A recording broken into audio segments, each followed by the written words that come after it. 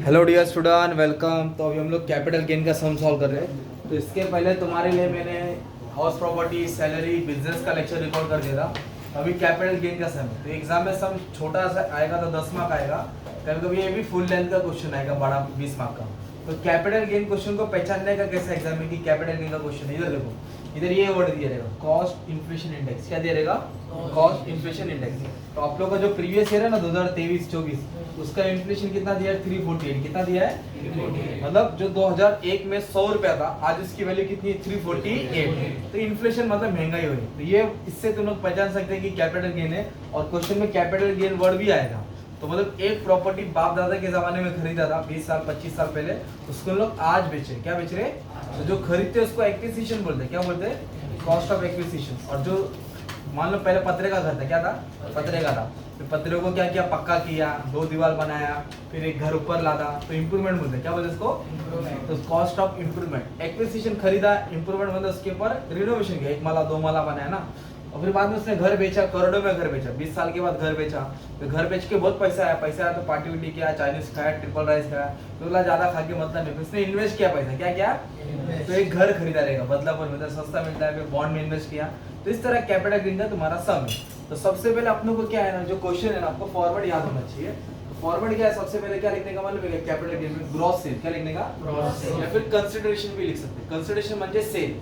तो सेल कब होता है? जब प्रॉपर्टी बेचेंगे तो पैसा आएगा कि जाएगा भाई? आएगा। तो अभी अपन क्वेश्चन रीड करेंगे कि प्रॉपर्टी था कितने का, बेचा कितने का। तो क्वेश्चन रीड करते करते अपन अंडरलाइन करेंगे। तो झुंझुनवाला परचेस हाउस प्रॉपर्टी 25,50,000। कितने का घर था? 25,25,000 है ना। परचेज हाउस प्रॉपर्टी ऑन 26 जनवरी 2021। कितना लेगा? 21।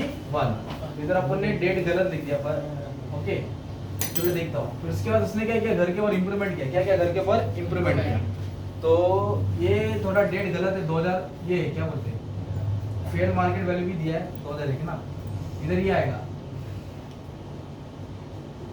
मान ले 98 को घर खरीदा था। कभी खरीदा था? 98। चलो क्वेश्चन में आता, 98 को घर खरीदा था 25,50,000 का। कितना का खरीदा था? फिर उसके बाद घर के ऊपर इंप्रूवमेंट किया। क्या किया उसने? इंप्रूवमेंट का मतलब क्या होता है?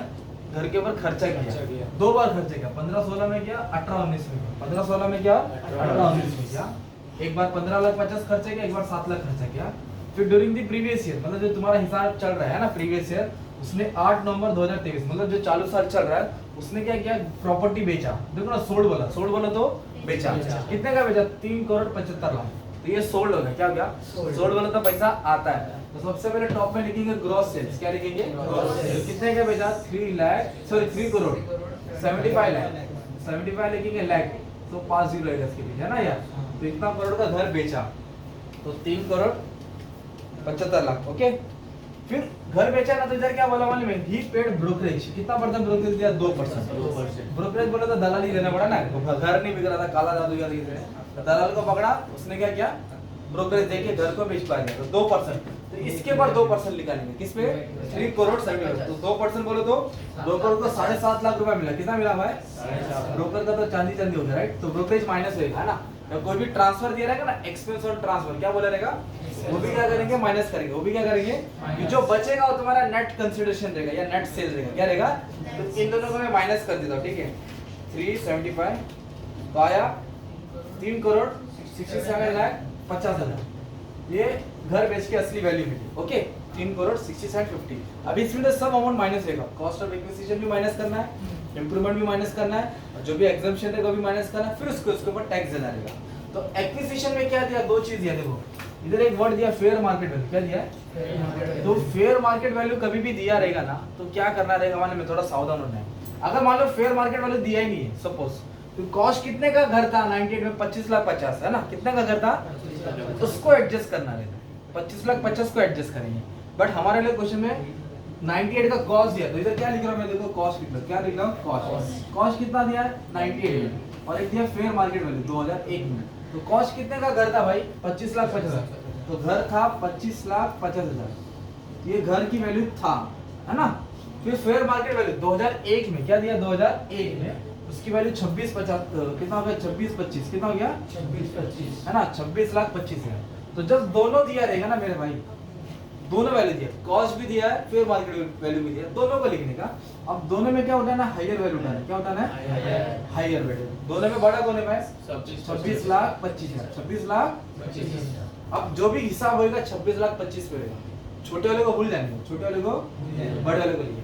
तो कैसे मालूम पड़ेगा, इधर देखो ना, हाउस प्रॉपर्टी परचेज मतलब खरीदा, कभी खरीदा 1998 बाप दादा के जमाने में खरीदा, और 2001 इधर क्या बोला देखो, फेयर मार्केट वैल्यू। क्या बोला है, जब भी फेयर मार्केट वैल्यू आता है तो कंपेयर करके बड़ा उठाने का, कंपेयर करके बड़ा। तो दोनों में बड़ा कौन है, 26 लाख 50। तो अभी हम लोग इसका इंडेक्स निकालेंगे। क्या निकालेंगे, तो फिर इंडेक्स देखो ना, ये दिया ना तुमको, तो ये कैसे यूज करने का, ये इसको सॉल्व करेंगे। तो पहले रफ में सॉल्व करते हैं। ये लिखने का 26 लाख 25 हजार, क्या लिखने का, ये अमाउंट लिखने का। ये दिख रहा है प्रीवियस ईयर का, प्रीवियस ईयर दिख रहा है, इससे क्या करने का अपने को, मल्टीप्लाई। इससे क्या करने का, मल्टीप्लाई। और ये कौन से ईयर का लिया हमने, बड़ा वैल्यू कौन से ईयर का था, 2001। 2001 का इंडेक्स कितना है, 100। तो 100 से क्या करेंगे, डिवाइड। 100 से क्या करेंगे, डिवाइड। ऐसा करना है। तो कैसे एडजस्ट करेंगे, उसको बोलेंगे इंडेक्स कॉस्ट ऑफ एक्विजिशन। तो इधर लिखेंगे 26 लाख 25 हजार इंटू 348 इंटू, और जो ईयर का था ना वो ईयर से क्या करना है, डिवाइड करना है। वो ईयर से क्या करना है, तो अपने को मिलेगा इंडेक्स कॉस्ट ऑफ एक्विजिशन। जो घर खरीदा था उसकी आज की वैल्यू के हिसाब से ये वैल्यू मिली है। तो सॉल्व करके कितना आंसर आ रहा है, 91 लाख 35,000। तो ये हो गया तुम्हारा इंडेक्स कॉस्ट ऑफ एक्विजिशन, जो बाद में माइनस होने वाला है। क्या होने वाला है बाद में, माइनस। इसको ब्रैकेट में डालना है। ओके, अगर मान लो फेयर मार्केट वैल्यू दिया ही नहीं है ना, तो ये कितना वैल्यू है 98 में, 25 लाख 50। तो उसको हम लोग एडजस्ट करते हैं। 98 का तुमको वो दिया रहता है, इंडेक्स दिया रहता है ना।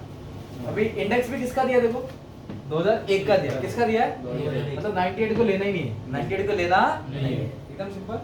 फिर उसने क्या किया, जो घर था ना उसको इम्प्रूवमेंट किया, रिनोवेशन किया। तो कितना बार किया, 2 बार। एक 2015 में किया, एक 2018 में किया। इधर लिखेंगे कॉस्ट ऑफ इम्प्रूवमेंट, इधर लिखा फर्स्ट, इधर लिखा सेकंड। 2015 में किया है, 2018 में किया, और एक 2000 का भी किया है 18। तो इधर दोनों साथ में दिए, पहले दोनों साल का नाम दिया है कि 2015 और financial 2018-19 he constructed first and second floor, दूसरा माला और तीसरा माला। तो पहला माले में कितना खर्चा हुआ, 15 लाख 50। तो इधर 15 लाख 50 खर्चा हुआ, कितना खर्चा हुआ, और इधर कितना खर्चा हुआ माने मेरे 7 लाख। इधर कितना खर्चा हुआ, 7 लाख। इधर लिखेंगे 7 लाख, ठीक है। अब इसको भी एडजस्ट करना है इन्फ्लेशन में, तो क्या करेंगे, तो ये प्रीवियस ईयर दिख रहा है ना, इससे क्या करना है, मल्टीप्लाई। इससे क्या करना है, मल्टीप्लाई। इससे क्या करना है, मल्टीप्लाई। अभी ये कौन से ईयर का है, 2015 का है। कौन सा है, तो 2015 का कितना इंडेक्स है, 254। 254 से क्या करेंगे, डिवाइड करेंगे। 254 से क्या करेंगे, डिवाइड। तो अपने को इंडेक्स कॉस्ट ऑफ इम्प्रूवमेंट मिलेगा 2015 का ना, ठीक है। और फिर 2018 और 19 को भी सॉल्व करेंगे। इसका अमाउंट कितना है, 21,23,622। 21,23,622। चलो 22 ले ले, ठीक है, जो भी आंसर है बाद में लेकिन कैसे करना। अभी 18-19 में कितना खर्चा किया, 7 लाख। तो प्रीवियस ईयर का कितना है, ये मतलब ये मेन है, इससे मल्टीप्लाई करेंगे। अरे कौन सा साल है, 18। तो 18 में कितना इंडेक्स था, 280। तो 280 से क्या करेगा, डिवाइड करेगा। 280 से क्या करेगा, 8,70,000। कितना भाई, 8,70,000। 8,70,000।